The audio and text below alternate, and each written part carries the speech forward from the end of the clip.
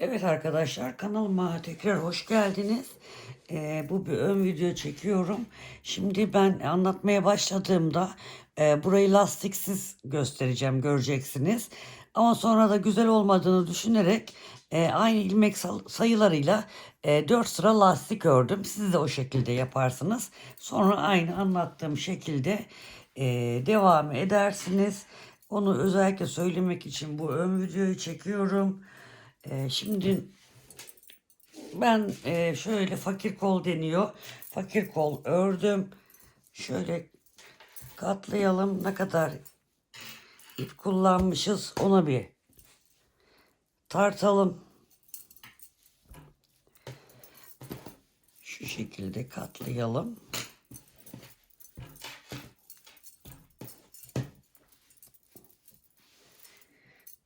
Tartımızı alalım. Kiloluk iple ördüm biliyorsunuz. Şöyle koyduğumda 400, görüyor musunuz arkadaşlar? 472 gram ip kullanmışım. İp kilo işi İtalyan Mercedes'e satan, kilo işi ip satan arkadaşlarımız var. Oralardan temin edebilirsiniz. Şimdi örgümüze başlayalım sevgili hanımlar. 47 tane ördüm. Ön için işaretleyicimi koydum.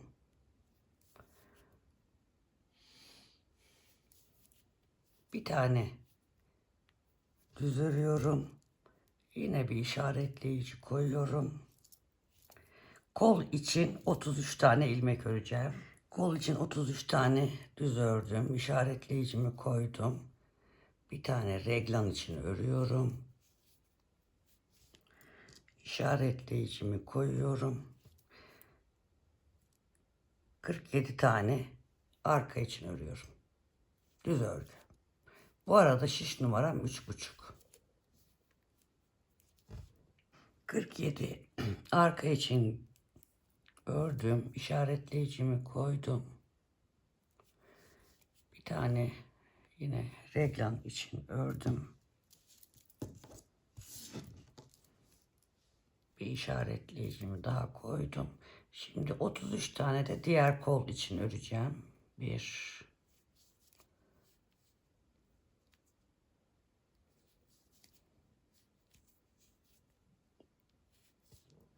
33 tane de bu kola da ördükten sonra başlangıç kırmızı bizim başlangıç yerimiz.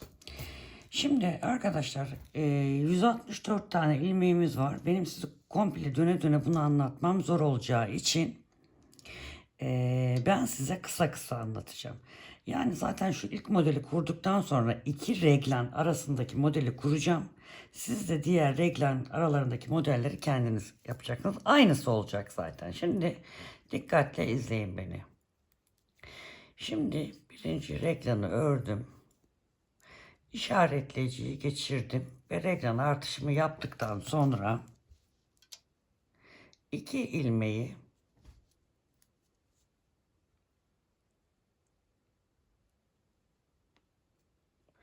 sağa doğru, ikisini bir alarak örüyorum. Sağa doğru kesim yapmış oluyorum. İlmeklerim ipim katlı olduğu için dikkat etmem lazım. Sağa doğru kesimimi yaptım. Şimdi bir doluyorum. Bir düz örüyorum. Birinci yaprağımı kurmaya başlıyorum. Şuradayım. Birinci yaprak. Kestim, bir doladım, bir düz ördüm, bir doladım. Şuranın kurdum. Şimdi ilmeklerimin yönünü değiştiriyorum.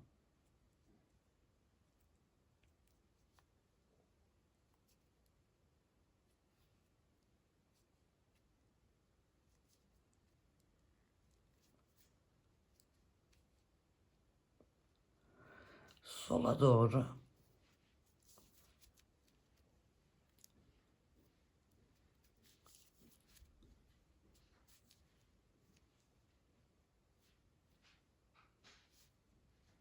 kesim yapıyorum.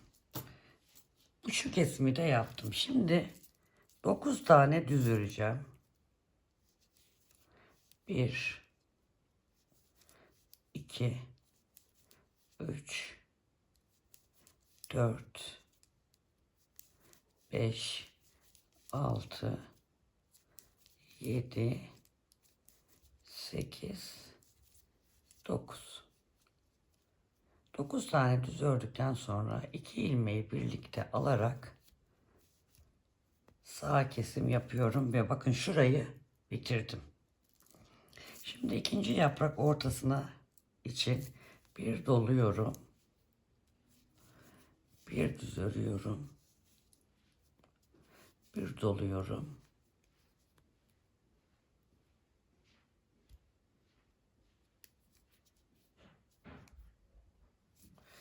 Bir tane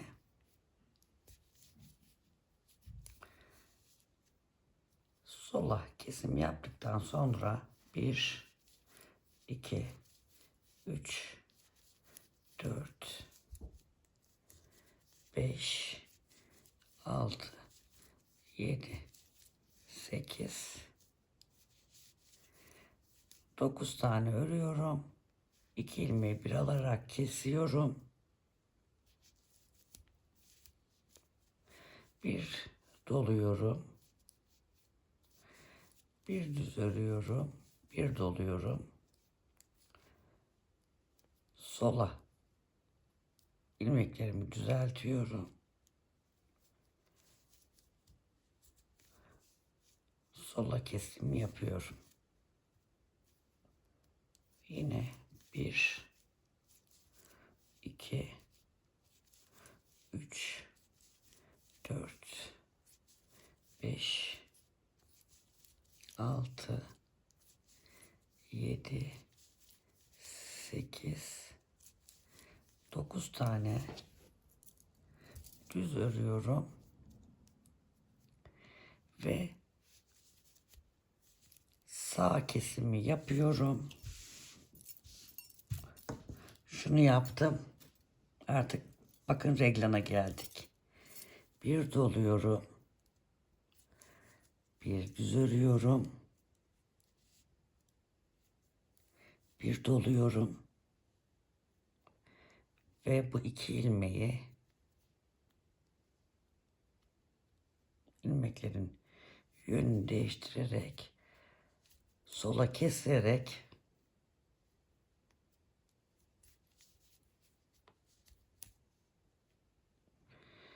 ilmeklerim biraz zor olacak ipim.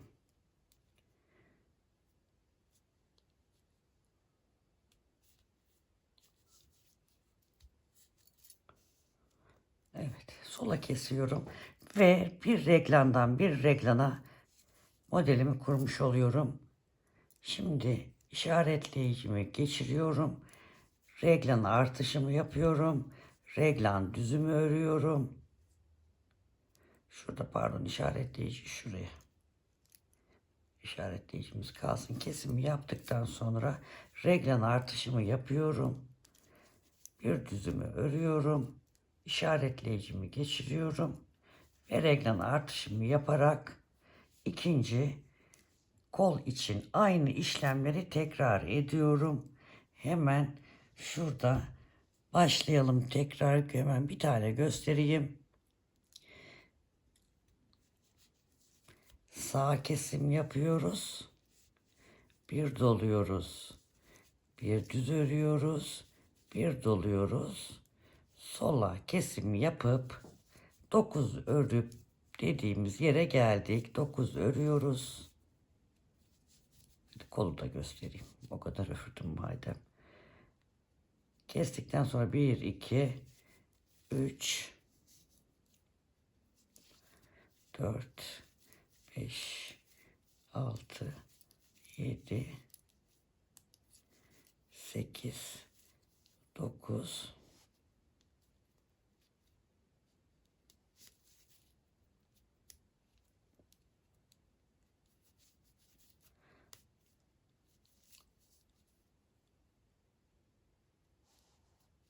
İpim İtalyan Mercerize 3 kat örüyorum. Kestikten sonra bir doluyorum. Bir düz örüyorum. Bir doluyorum. Ve ilmeklerimin yönünü değiştirerek sola kesiyorum. 1, 2, 3, 4, 5, 6, 7, 8 ve 9 örüyorum. Sağa kesiyorum. Bir doluyorum. Bir düz örüyorum. Bir doluyorum. Sola keserek modelimi kolların iki reglan arasındaki ilmeklere kurmuş oluyorum. Şimdi gene artırıyorum. Reglan artışıydı bu. Reglanın düzünü örüyorum. Geçiriyorum. Reglan artışımı yapıp tekrar sağ kesle yaprak modelimi kuruyorum. Bu şekilde bunu yaptıktan sonra biliyorsunuz dönerek örgülerde bir sıra model kuruyoruz. Bir sıra hiçbir şey yapmadan ilmekleri gördüğümüz gibi bir sıra örüyoruz. Ben ona boş sıra diyorum. Bu modeli tamamladıktan sonra bir sıra boş sırayı örelim. Ben de şişimi misinesini büyüteyim arkadaşlar.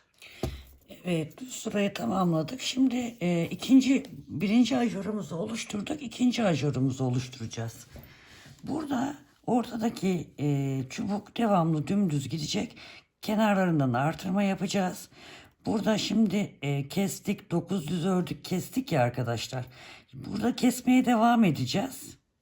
Aslında bunu daha önce yaprak modellerinde uyguladık. Hatta bir önceki videomda var. Bu yaprağı burayı kapatırken burayı açmış olacağız. Yani şimdi tekrar göstereceğim. Sırayı tamamladık. Şimdi yine model sırasına geldik. Bir düz örüyorum. İşaretleyiciyi geçiriyorum. Reglan artışımı yapıyorum. Burada yine bu iki ilmeği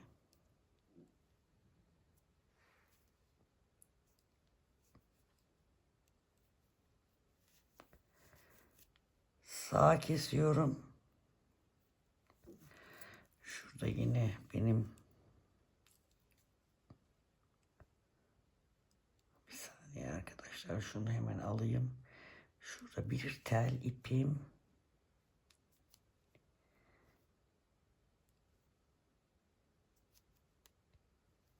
Evet. Onu düzelteyim. Evet. Reglan artışımı yaptım. Burada yine kesim yapacağız.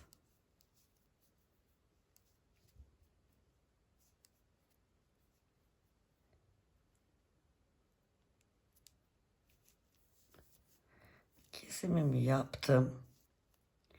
Bir düz ördüm. Bakın o yaprak modelindeki. Şimdi burayı kapatıyoruz ya. Burayı şaşırmayın. Burada bu reglan artışının her iki kenarındaki ilmekleri yine kesmeye devam edeceğiz. İlmek eksilmiyor aslında. Burada bu reglan yaprak kesintisi bu. Şu kesmeler. Şimdi gösterdiğim kesme. Yaprak kesmesi. Yani şuradaki yaprağın bu taraftaki kesmesi. Şöyle diyeyim, kafanız karışmasın. Bu reglan çubuğunun her iki tarafındaki artırmanın başındaki ve sonundaki ilmekleri de keseceğiz. Şimdi kestikten sonra bir artırdım. Bir düz ördüm. Bir artırdım. Bir düz ördüm. Şimdi iki ilmeğimi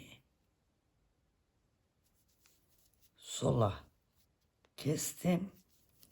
Şimdi 1, 2, 3, 4, 5, 6 ve 7 tane. Demin bir önceki sırada 9'du. Şimdi 7'ye düştü. Bir sonraki sırada da 5'e düşecek. Şurada yine benim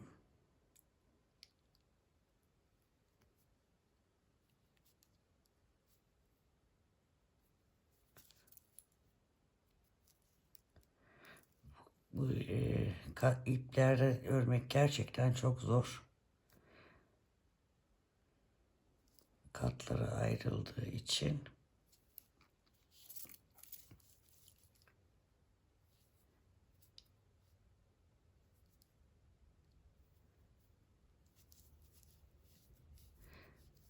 Yedi tane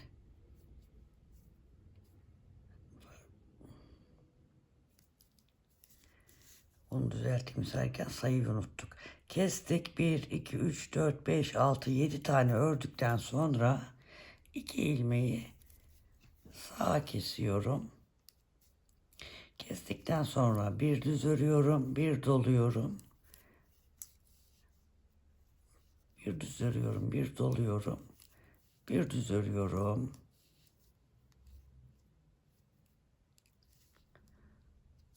Sola kesiyorum.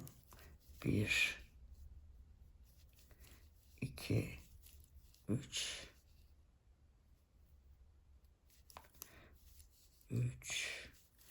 4, 5, 6, 7 tane düz ördüm. 2 ilmeği sağa kesiyorum.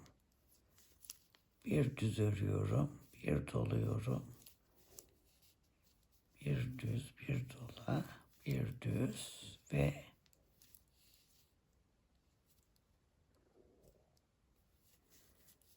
sola kesiyorum. 1, 2, 3, 4, 5, 6, 7 düz, 2 ilmeği sağa kesiyorum. Bir tane düz örüyorum. Yani bir tane düz örüyorum dediğim bakın şuradaki şu artırdığımız ilmeğin yanındaki ilmek bu. Bir önceki sırada doluyorum. Bir düz örüyorum, doluyorum. Bir düz örüyorum. Ve yine kesiyorum reglan öncesi ve sonundaki 2 ilmeği kesiyorum. Evet. Şimdi reglan artışımı yapıyorum. Reglan ilmeğimi örüyorum. Yine burada reglan artışımı yapıyorum. Ve bu 2 ilmeği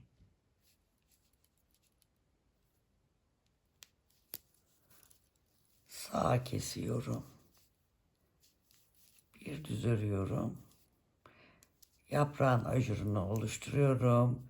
Yaprağın arasındaki düzü örüyorum. Yanındaki ajuru oluşturuyorum ve bir düz örüyorum.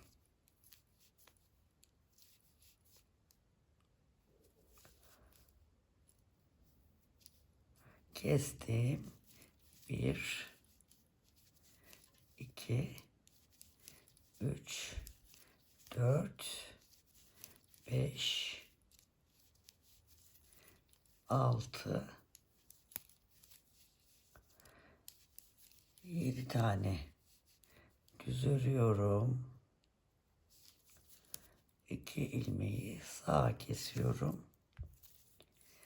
Yaprağımın bir tane düzünü örüyorum. Doluyorum. Ortadaki çubuğunu örüyorum. Doluyorum. Yaprağımın bir ilmeğini örüyorum. Ve 2 ilmeği sola kesiyorum. 1, 2, 3, 4, 5, 6, 7 tane örüyorum.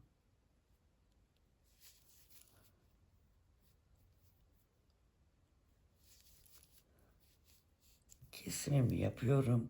Yaprağımın bir düz ilmeğini örüyorum. Bir doluyorum.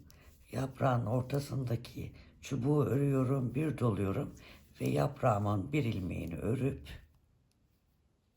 ilmeklerimin yönünü düzeltip sola kesiyorum. Reglan artışımı yapıyorum. Reglan ilmeğimi örüyorum. İşaretleyiciyi geçiriyorum. Reglan artışını yapıp sağa kesip yine bu şekilde örmeye devam ediyorum. Şimdi şöyle göstereyim yakından. İkinci artımı yaptık. Bakın, reglanın ikinci artışı, yaprağın da ikinci artışını yaptık.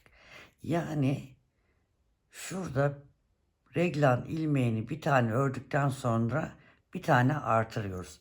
Reglan ilmeği ile şu ortadaki çubuk devam ederken yaprağımızın 1, 2 her iki tarafında şu çubuğunun yaprağın 1, 2, 3, 4, 5 tane artırma yaparken şu ortadaki 9 ilmek 7'ye düşmüştü. 5'e düşecek, 3'e düşecek ve 1'e düşecek.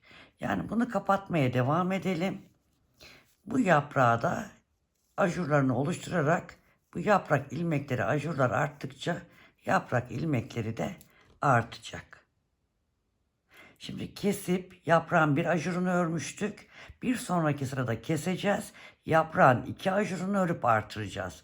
Bir sonraki sırada kesip yaprağın 3 ajurunu örüp artıracağız. Burada reglan, tekrar hatırlatıyorum. Bu reglan ilmeğimizin reglan artışlarının her iki tarafındaki ilmekleri kesiyoruz. Onu unutmayalım. Anlattığımı zannediyorum. Şimdi bu şekilde ajurlarımızı oluşturmaya devam edelim. Tekrar ben size zaten hem bu ikinci yaprağın kuruluşunu göstereceğim. Zaten burada kapatmamız var. Onu göstereceğim. Evet, şöyle gördüğünüz gibi bakın burada yaprağımız oluşmaya başladı. Burada da kesiyoruz. Şimdi 3 tane ilmeğimiz kaldı. Onu keseceğiz. Onu göstereyim.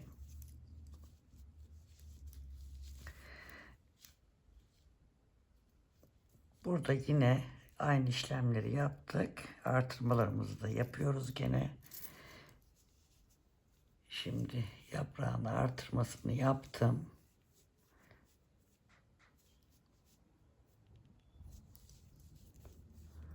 Bir artır.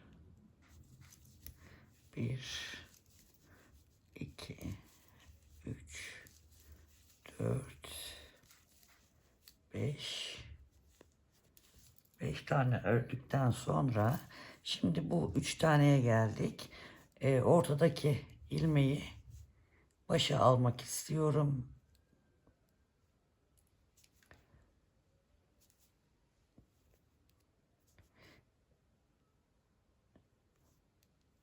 Şu şekilde ilmekleri yer değiştiriyorum. Ortadaki ilmeği başa aldım. Üçünü bir örerek kestim ve örmeye devam ediyorum. Model aynı bu sırada da aynı şekilde devam ediyor. Yaprak için artık son artırmalarımızı yapıyorum.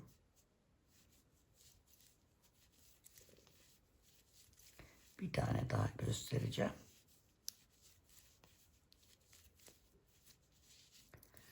Evet.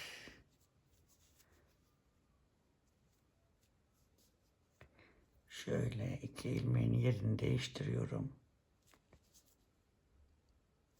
Ortadakini başa alıyorum.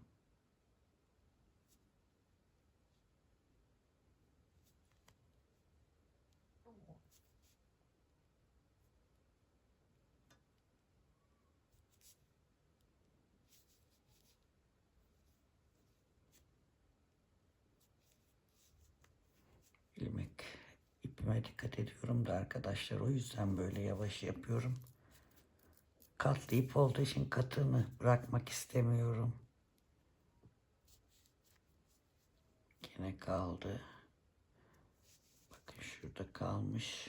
Ona dikkat etmeye çalıştım.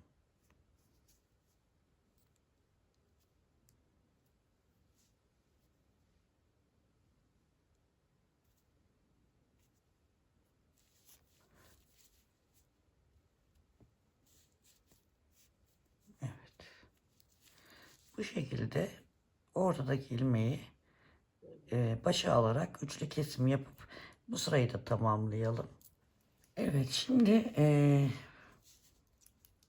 bu yaprağımızı kapatırken yeni bir yaprak çıkartacağız. Şu üçlü kestiğimiz yer var ya arkadaşlar, oradan. Onu da şöyle göstereyim hemen. Bakın şu anda şu üçlü kesimi yaptık. Buradan yeni bir yaprak oluşumu başlayacak. Aynı şurada başladık ya. Başlangıçta, pardon. Aynı zamanda da buradan şu kenardan gene bir tane daha yaprak çıkartacağız bu sırada. Burada 1, 2, 3, 4 tane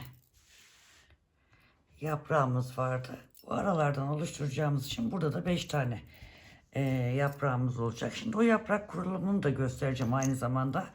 Burada bu yaprağımızı kapatmaya başlıyoruz. Buradaki ajurlardan oluşturduğumuz şu yaprağı artık kapatmaya başlıyoruz. Buradan da yeni yaprak çıkartmaya başlıyoruz aynı zamanda. Tabii şu kenardan da bir yaprak oluşumuz var reglan kenarlarında. Şimdi bakın burada her iki reglan kenarında artışımız, yeni yaprak çıkartacağız. Şimdi sıramızın başındayız. Reglan ilmeğini ördük. Bir artırdık. Bir düz ördük. Bir artırdık. Bir düz ördük. Bir artırdık. Bu iki ilmeği keserek tek ilmeğe düşürdük. Yani yaprağı kapatıyoruz artık. Yaprak ilmeklerini düz örmeye devam ediyorum. Artık yaprak ortasındaki ajur oluşumum yok. Orayı dümdüz örgüyle geçiyorum. Yaprağımın son iki ilmeğine kadar. Evet, yaprağımın son iki ilmeğine geldim. Onu da sağ kesim yaparak kapatıyorum. Ve burada üçlü kestiğim tek ilmek var burada. Onu da oradan da yeni yaprak oluşturacağım. Bir doluyorum. Bir düz örüyorum. Bir doluyorum. Orada da şunu yapıyorum yani arkadaşlar. Yeni yaprak oluşturuyorum. Şimdi devam ediyorum. Şu yaprağımı kapatacağım. Devam ediyorum. Hemen ilmeklerimin yönünü değiştirerek sola kesim yapıyorum. Aradaki 1, 2, 3, 4, 5, 6, 7, 8, 9 tane ilmeği örüyorum. Bu iki tane ilmeği sağ kesim yapıyorum. Yine ortadaki tek ilmeğe geldim. Bir doluyorum burada. Bir düz örüyorum. Bir doluyorum. Tekrar yaprak kapatmak için sola kesim yapıyorum. Aradaki ilmekleri düz örüyorum.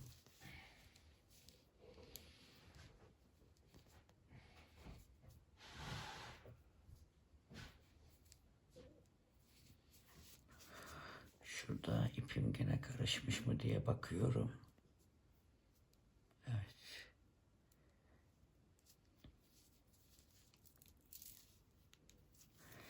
Aradaki ilmekleri düz örerek yaprağın son iki ilmeğine kadar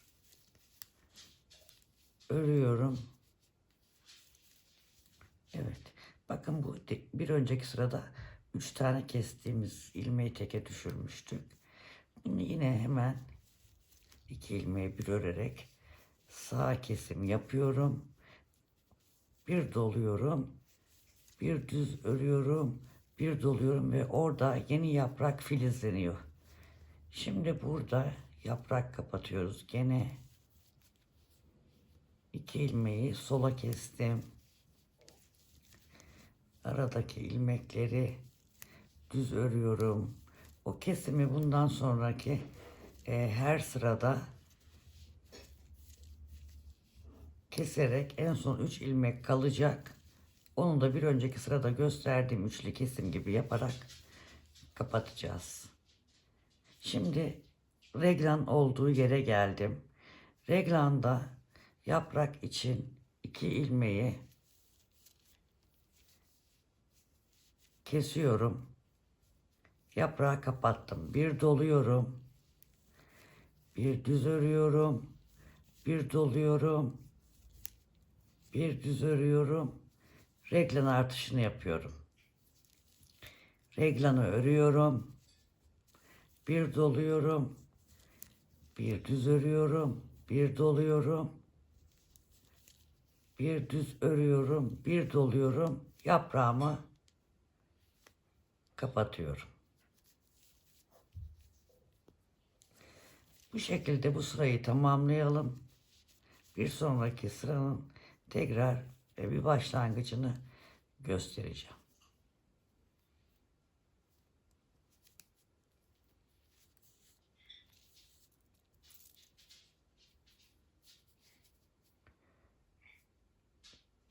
İpim gene kata ayrılmış. Bunu düzeltiyorum hemen.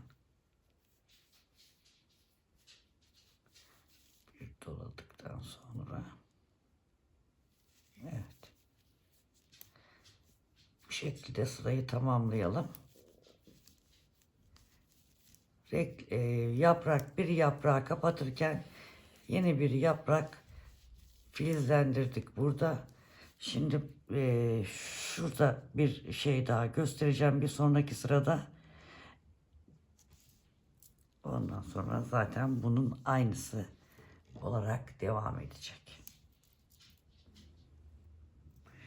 Evet, şimdi şuradaki kesiyorduk ya reglanımızın her iki tarafından, sağından ve solundan.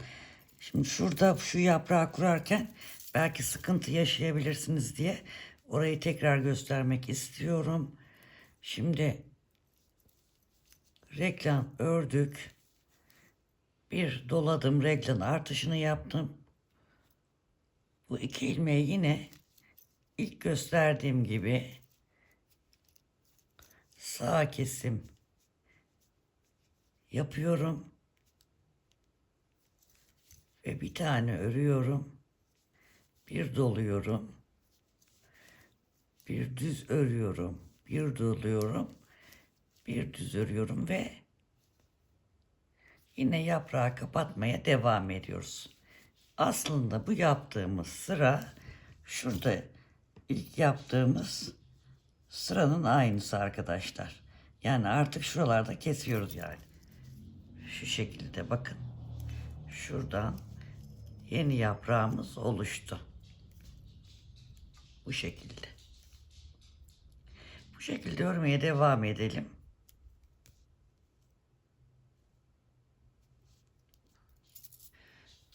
Evet. Arkadaşlar şimdi bu yaprağımızı tamamen kapattık. Şimdi burada ikinci yaprağı açmaya başladık. Buradan ajur modelimizi uyguladık. Şimdi bunu kapatacağız. Artık yeni bir yaprak çıkartmayacağız şuradan. Reglan olan yerden. Şimdi bu yaprağı kapatırken de model olarak kenarlarına bu şekilde ajur yerleştireceğiz. Şimdi bir tane reglanımızı ördük. Bir tane doladık. Şu artmış olan ilmek ve kenarındaki şu yapraktaki sıradaki 2 ilmeği kesiyorum.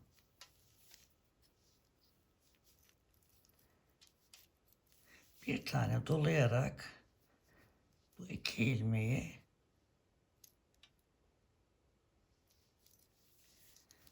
sola kesim yapıyorum. Aradaki 1, 2,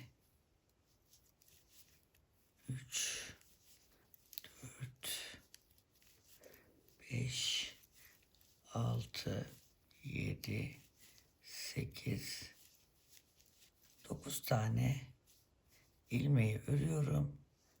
2 ilmeği sağa kesiyorum. Bir doluyorum. Bir düz örüyorum. Bir doluyorum. Bu 2 ilmeği sola kesiyorum. Yine 1, 2, 3,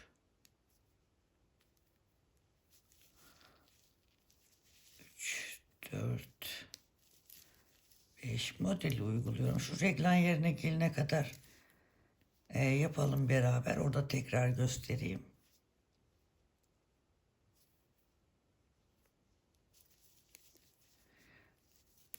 Artık reglanın olduğu yerden yeni bir yaprak çıkartmıyoruz.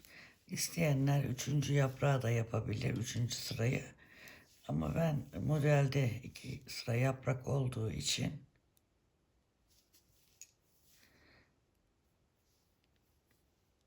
iki tane yapıyorum.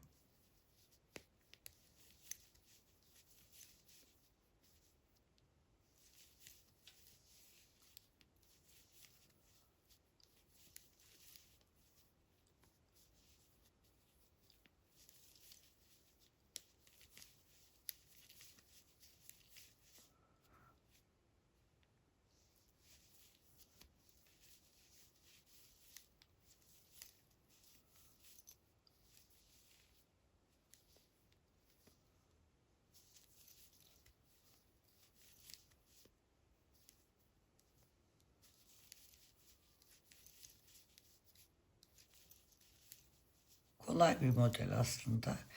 Yaprak yapıyoruz. Dediğim gibi sadece belki şu reglanın yan taraflarında olan ilmekler kafa karıştırabilir sizin için. Yoksa kendinizin de yapabileceği kolay bir model. Bu modelden 3. örüşüm benim. İstediniz diye 3.'yü de örüyorum. Öbür video silindi diye.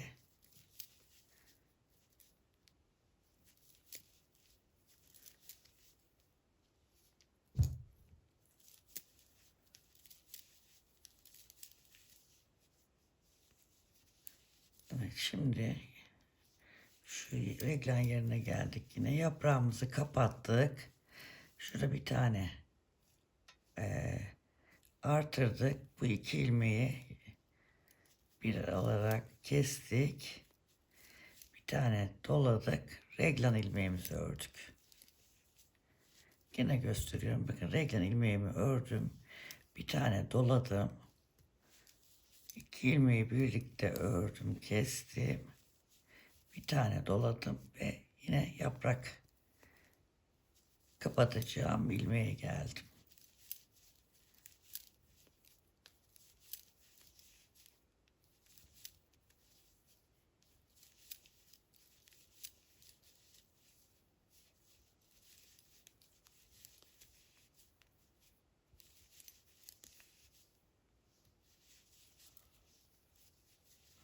Evet, bu şekilde. Şimdi tam şuradayız. Anlatacağım tekrar. Örerken kafanız belki karışmıştır diye. Bir tane artırıyorum. Sıradaki 2 ilmeği beraber alarak kesiyorum. Bir tane artırıyorum. Bu yaprağı kapatmak için 2 tane ilmeği bir alarak örüyorum. Bir sonraki sırada ne yapacağım? Reglan ilmeğimi öreceğim. Bir artıracağım. Sonra 1, 2, 3 tane örüp artırıp yaprağı tekrar kapatmaya, kesmeye devam edeceğim. Bir sonraki sırada ne yapacağım? Reglan ilmeğini öreceğim. Artıracağım. 5 tane düz öreceğim. Artırıp yaprak kapatacağım. Böylelikle şu ortadaki ilmekler ilk önce bir tane ördük.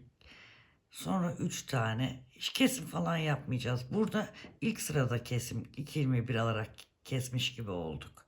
İlk sıra olduğu için. Sonrasında yani bundan sonra gösterdiğim sıradan hariç sıradakileri artıracağız. Aradaki ilmekleri düz öreceğiz. Artıracağız. Yaprağımızı keseceğiz. Her iki taraftan da. Buradan da aynı işlem. Buradan da yaprakları kapatırken kenarlarına ajur koyacağız kestiğimiz ilmeklerin yanına. Kestiğimiz her ilmeğin sonunda ve başında ajur koyacağız. Dolayısıyla hem kesip hem artırma yaptığımız için ilmek sayısında bir değişiklik olmayacak. Bu şekilde devam edelim. Yaprakları da kapattıktan sonra şurayı hemen söyleyeyim kaç santim diye. Bunda ben 25 tane artırma yapmışım. Ama ipiniz farklı olabilir. Benim de sanırım bundan daha ince şiş numarasıyla. Galiba bunu 4'le örmüşüm. Şu anda 3,5'la örüyorum.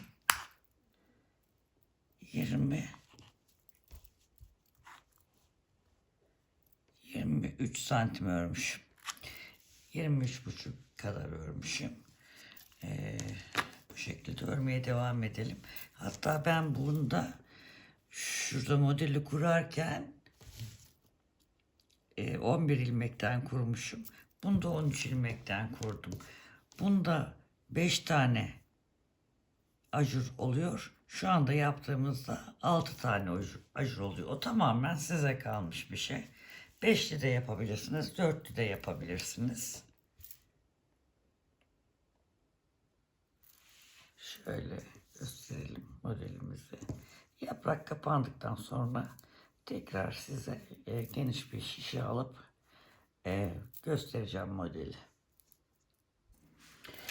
Evet arkadaşlar, yapraklı kısım bitti. Şöyle gerdireyim, daha henüz ütülenmedi.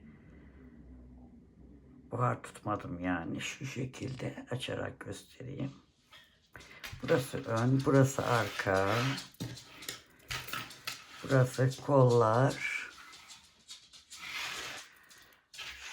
Şöyle de yaparsak.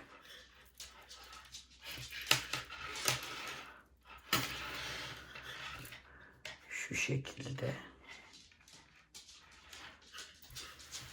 Gördüğünüz gibi şimdi burada yapraklar bitti ama roba artırmalarına devam ediyoruz. Bakalım kaç tane olmuş. 1, 2, 3, 4, 5, 6, 7, 8, 9, 10, 11, 12, 13, 14, 15, 16, 17, 18, 19, 20 tane olmuş. 25 tane olacağını söylemiştim. Santim olarak da 23 santimde sanırım metroyu yanıma getirmemişim. Bir 25 taneyi tamamlayalım. Sonra ölçümünü yaparız. Ona göre devam ederiz. Ondan sonra zaten bedeni öreceğiz. Kolları sonra öreceğiz. Bu şekilde sevgili arkadaşlar örmemize devam ediyoruz. Evet, 25 tane artırmamızı yaptık. Şöyle bir ölçüm yapmak istiyorum.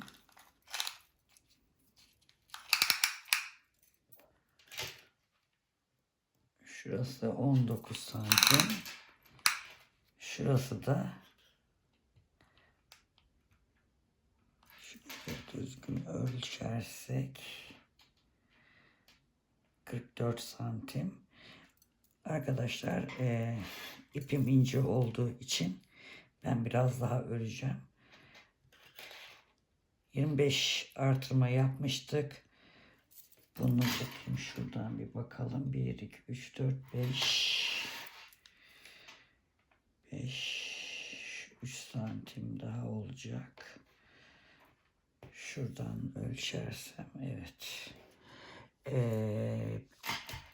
25 artırma yaptım ama bunu 30 artırmaya çıkartacağım. 30 artırma yaptıktan sonra da tekrar bir bakacağım. Şuraya şöyle baktığımda burası da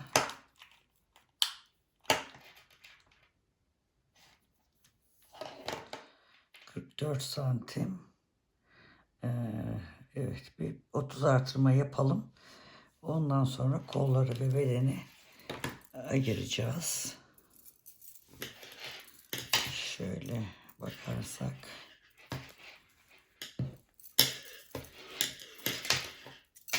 arkadaşlar gayet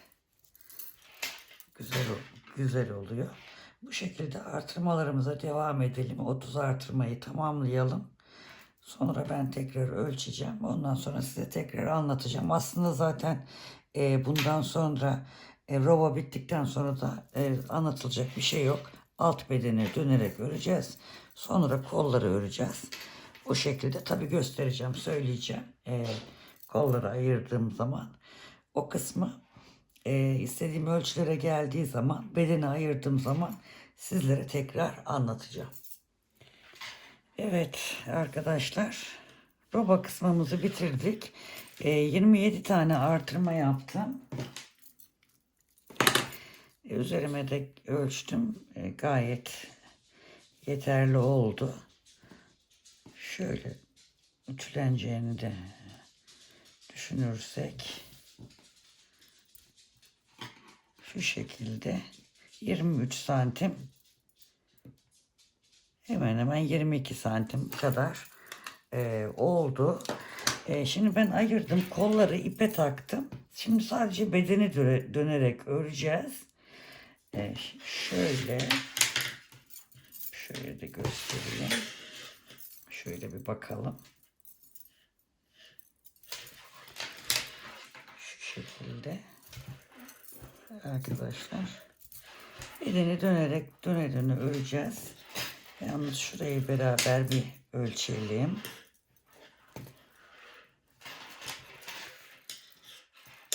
Eni bir ölçmek istiyorum.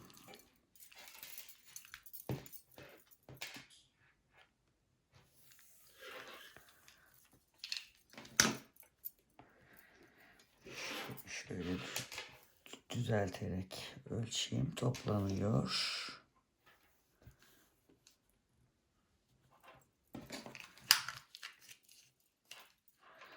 Evet, 50 santim. Şimdi neredeyiz? İpimiz nerede? Evet, şurada. Şurası bizim başlangıç yerimizdi. Ben şişi denk getirebilmek için işaretini koyduğumuz yer var ya, o burası arkadaşlar.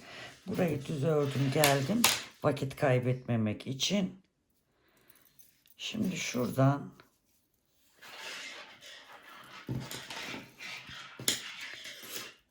bu şişi de zaten şimdi çıkartacağız. Yani böyle iki şiş olmayacak. Şimdi tıkır tıkır ettiğine bakmayın.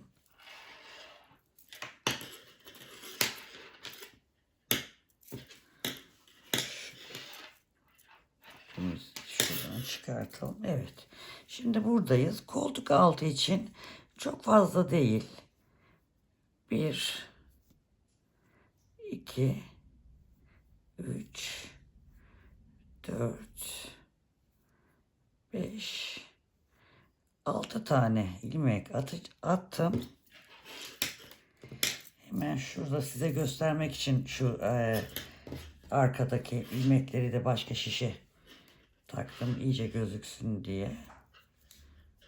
Şimdi artık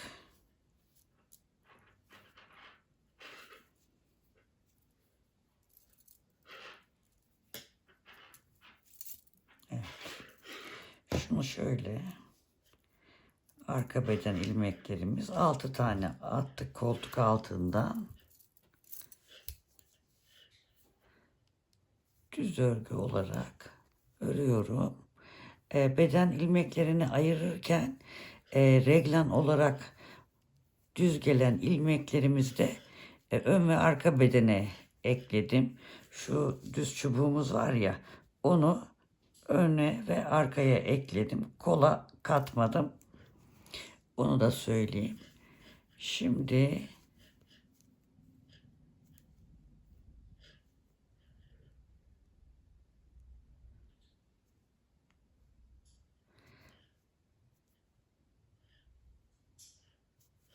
arka ilmeklerimi örüyorum. Kol altında dediğim gibi ilmek artırdım.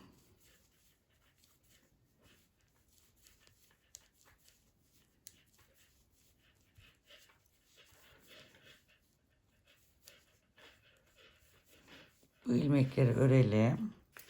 Evet, arka ilmeklerimi ördüm. Buradan 1, 2, 3, 4, 5, 6 tane ilmek bu koltuk altına da ekledim. Şimdi buradaki koltuk altını da birleştiriyorum. Bu ilmekler eğer biraz bedeniniz büyükse bunu 6 değil 10 da yapabilirsiniz. 12 de yapabilirsiniz. Dolayısıyla hem bedeni büyütmüş olacaksınız. Kola geçerken de kol da genişlemiş olacak. Buraya artık tekrar takalım. Sıra başımız burasıydı. İşaretleyicimizi koyalım. İşaretleyicilerim Balım Örgü Evi'nin hediyesi arkadaşlar.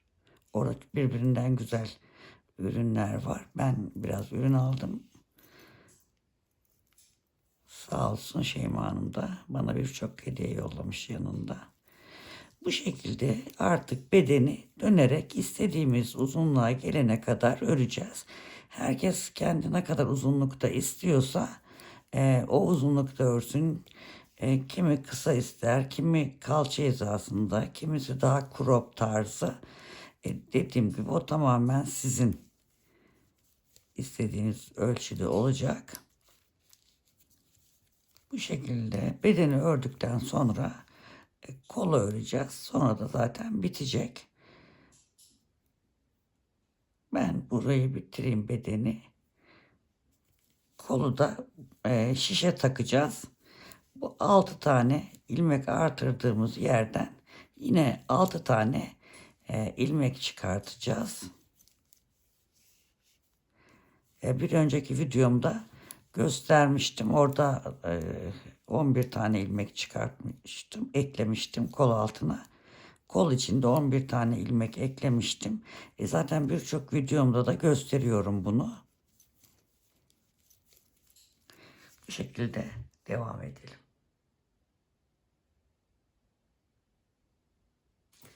Evet arkadaşlar, en son kol altlarından artırma yapmıştık. Bedeni örmeye başlamıştık. Bedenimizi kol altlarından 6'şar ilmek artırdık söylemiştim. Sonra dümdüz aşağı kadar ördüm. 33 santim örmüşüm. Şuradan şu omuzdan aşağıya kadar baktığımızda 55 santim örmüşüm. Burası da 46 santim.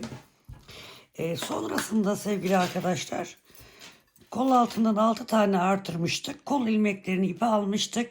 Kol ilmeklerini şişe geçirip bu 6 tane kol altındaki ilmeklerden yine 6 ilmek çıkartıp dümdüz kol ördük. Şu şekilde aşağıya kadar. İsterseniz aynı bollukta örebilirsiniz ama ben eksiltme yaptım. Eksiltmeyi nasıl yaptım? Kol ilmeklerini aldıktan sonra ilk 4 sıradan sonra ilk eksiltmemi yaptım. Sonra her 10 sırada eksiltmelerimi yaptım. 2, 4, 6, 8, 10, 12, 14, 16 ilmek eksilttim. Sonra tekrar bir 10 sıra ördükten sonra kol lastiğini ördüm. 12 sıra ördüm. Etek ucunu da 12 sıra ördüm lastiğini. Sonra kapattım. Burada kol lastiğine geçerken 9 ilmek daha kestim. 68 ilmekte kolu bitirdim. Onu da kol altında, bakalım kol altından itibaren 31 santim örmüşüm. Şuradan omuzdan itibaren baktığımızda da 48,5 santim kadar örmüşüm. Şöyle baktığımızda bluzumuz bitti. Gayet de güzel oldu. Yapacak arkadaşlara kolay gelsin diyorum. Bir sonraki videoda görüşmek üzere. Sevgiyle kalın. Hoşça kalın arkadaşlar.